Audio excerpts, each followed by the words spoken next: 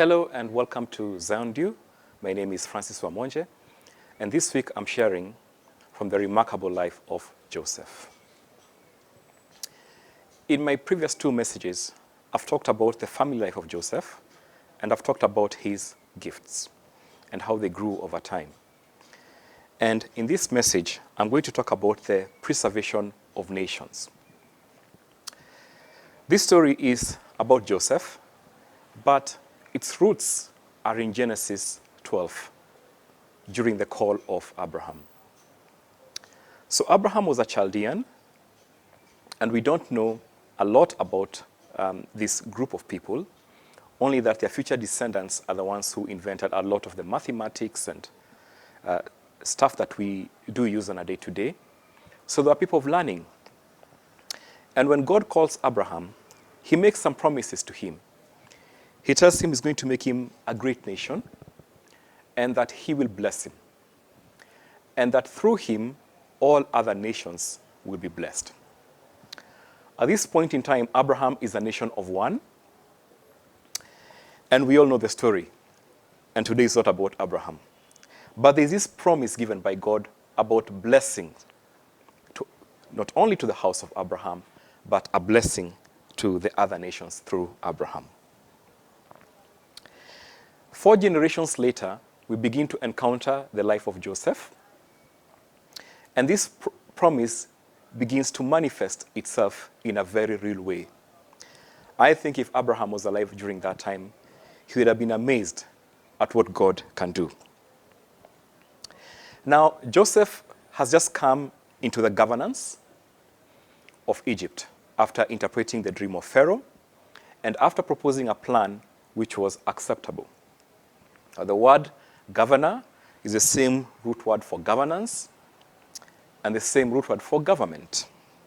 So essentially what Pharaoh has instituted is a new government, the government of Joseph. Now, the interesting thing is, the first thing that Joseph did was to institute a 20% tax on the prosperity of Egypt. I doubt whether this made him a very popular leader, that this is a new governor who's come in and the first thing he's doing is taxes. But we must remember that Joseph was not talking about Chronos time. Joseph was operating in Kairos time. And Kairos time is the time of God, and it was the opportune time to act. The Bible also records that Joseph kept a record of all that he collected. He was faithful to his task until it was too much to record. And for 7 years, Egypt experiences this extraordinary prosperity. So Joseph abides during this time. There's not very many records of his relationship with the people around, but we will see how that plays out later on. Soon enough, the 7 years of prosperity are over. Now, we live in this world where we are told to be prepared for a rainy day. Put something on the side that can tide you over when things are not so good. The financial advisors even say, have a runway 6 months to 1 year in case you lose your job or something happens. You will have something that you can fall back on until you get your footing back. But now we are talking about a nation of people. And the peril that they face is not a 1-year peril, it's a 7-year peril. Pretty soon, you discover that they were not prepared for it. Joseph was, the citizens were not. Never mind that if you're storing grain, it's a public affair.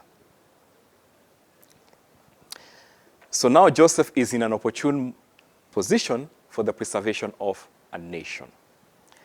And so when people begin to cry out to Pharaoh, saying we are starving, he tells them, go to Joseph, and Joseph will give you food.